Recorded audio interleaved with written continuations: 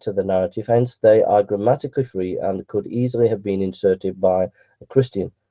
These sections also are disruptive, and when they are removed, the flow of thought is improved and smoother. Graham Stanton says, quote, once the obviously Christian additions are removed, the remaining comments are consistent with Josephus' vocabulary and style, Stanton, the Gospels, and Jesus. Key words. Now, that was about this time Jesus. Stephen Manson says the opening phrase about this time is characteristic of the language in antiquities. The words, a wise man, if it be lawful to call him a man,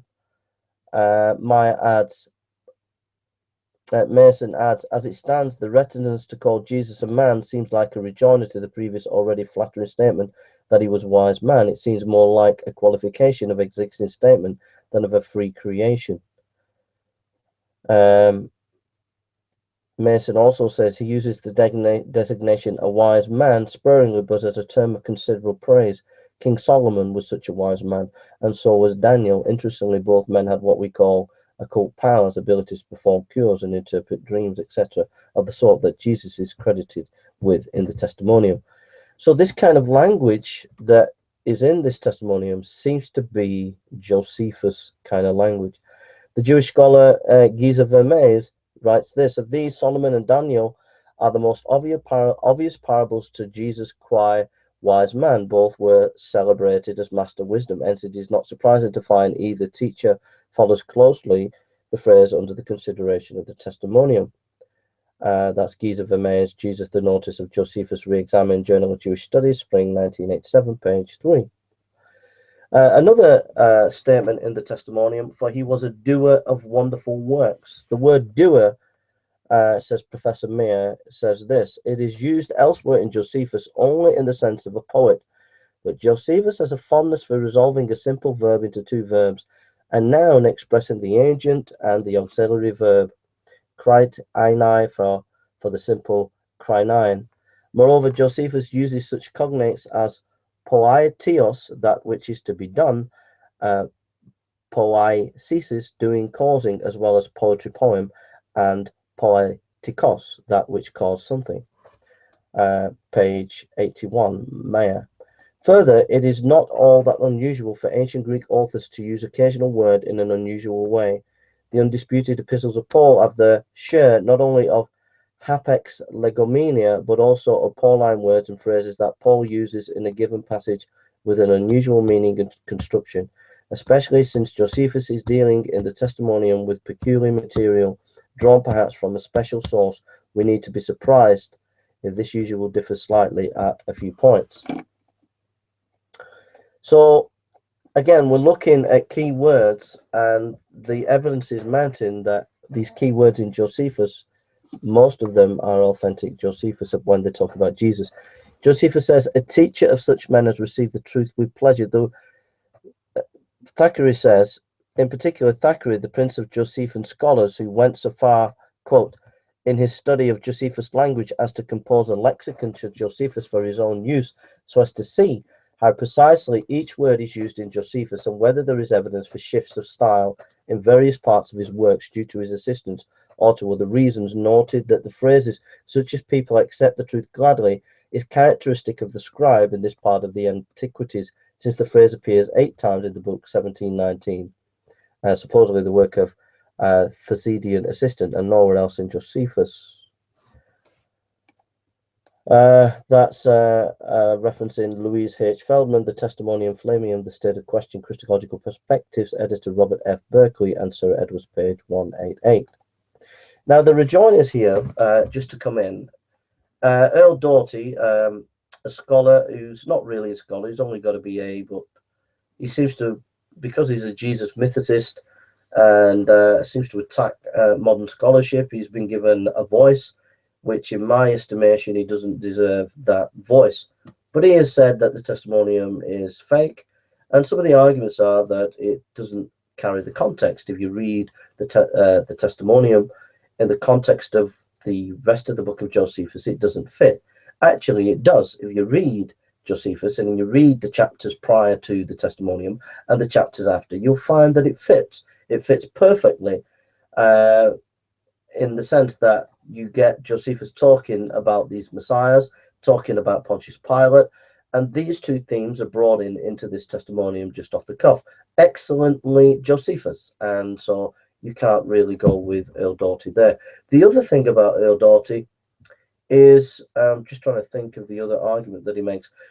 Earl Doughty says that Jesus is not mentioned in any other books of Josephus, and therefore, how can it be authentic Josephus?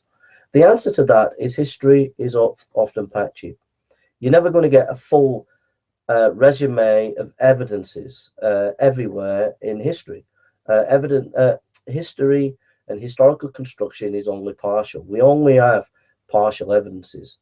And so he's putting an unfair burden on the historian to prove the point that just because it's not mentioned in other parts of Josephus, then it's not authentic Josephus. So those are two critical arguments that someone like Earl Doughty, who's not even a great scholar, he's just got a BA, yet a lot of the atheists lionize this guy, and secular scholars and theologians seem to have to deal with this guy because so many skeptics are influenced by this Earl Doughty. For example, Richard Carrier is influenced by him, an atheist scholar. And I feel that scholars should just ignore Earl Doughty. His arguments are a waste of time, and why people take him seriously is beyond me. If we go on to, he drew over to him both many Jews and many of the Gentiles. Mayer says this: in the whole of John's Gospel, no one clearly designates a Gentile ever interacts directly with Jesus. The very fact that Gentiles seek to speak to Jesus is a sign to him that the hour of his passion, which alone makes a universal mission possible, is at hand. John 12:20-26. In Matthew's Gospel, where a few exceptions to the rule are allowed, we find a pointedly programmatic saying in Jesus' mission. Charge to the 12, go not to the Gentiles and do not enter a Samaritan city, rather go only to the lost sheep of the house of Israel. Matthew 10:5-6. The few Gentiles who do come into contact with Jesus are not objects of Jesus' missionary outreach. They rather come to him unbidden, humble, realizing they are out of place. For Matthew, they point forward to the universal mission, which begins only after Jesus' death and resurrection. While Mark and Luke are not as explicit as Matthew on this point, they basically follow the same pattern during his public ministry. Jesus does not undertake any formal mission to the Gentiles. The few who come to him do so by way of exception. Hence, the implications of the testimonium, says Mayer, that Jesus equally won a large following among both Jews and Gentiles simply contradicts the clear statements about the Gospels. Unless we want to fantasize about a Christian interpolator who is intent on inserting a summary of Jesus' ministry into Josephus and who nevertheless wishes to contradict what the Gospel says about Jesus' ministry, the obvious conclusion to draw is that the core of the testimonium comes from a non-Christian hand, namely Josephus. Understandably, Josephus simply retrojected the situation of his own day into the time of Jesus. Naive retrojection is a common trait of Greco-Roman historians. Mayer, page 6465.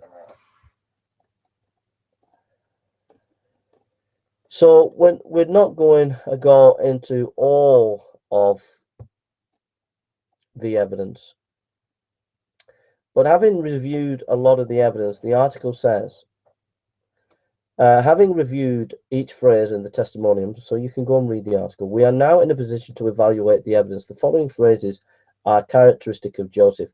At this time there appeared a wise man, startling deeds, received the truth with pleasure, leading men among us, those who have loved him, and the tribe of. The following phrases are Christian glosses. It is lawful to call him a man, and he was the Christ. However, the later phrase was likely he was thought to be the Christ, or some rough equivalent. I just want to point out here that the scholars and individuals will say that there's been interpolation. And the fact that they mention this interpolation gives the impression that there is a large quantity of this passage that is just completely doctored and not really valuable. And I think that's a misrepresentation of the word interpolation on this context of Josephus. When we mean interpolation, we're talking about a word, or one or two words, but the general thrust of what Josephus is saying is basically authentic. So we must get the right balance when we use the word interpolation.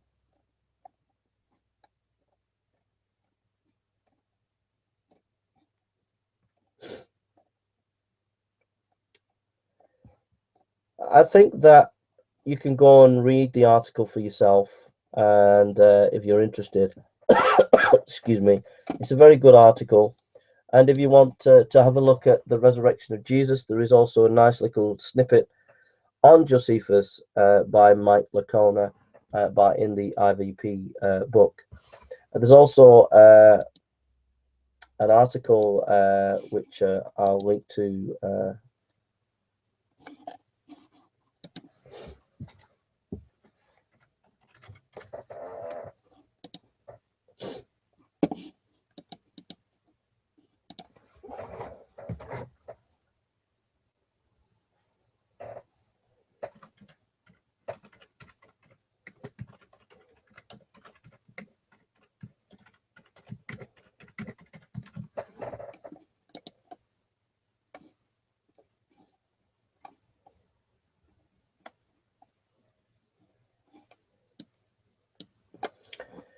On tectonic apologetics, there is articles here.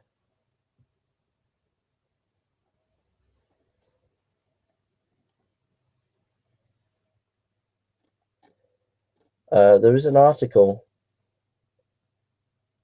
on Josephus. So if you go onto tectonic apologetics, you'll find an article by James Patrick Holding on Josephus, which is a very helpful resume of the scholarship.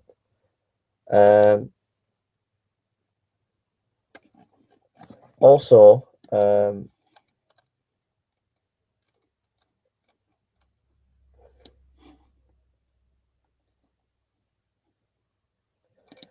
there's also an article by Standpoint. I've done videos on Josephus before, and in Public Christianity website, there is videos by scholars on Josephus.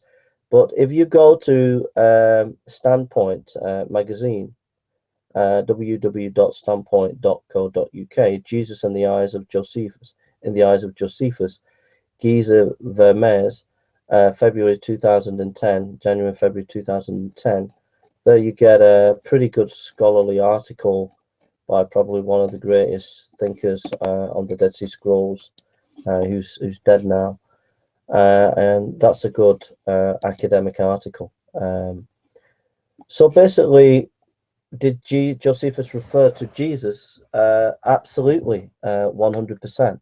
He mentioned Jesus twice, one in connection with the Lord's brother, James, and secondly, in connection to being a miracle worker, to have been crucified on a cross, to be a miracle worker, and to reported have been resurrected. And I think these can be established very strongly if you look at the critical scholarship.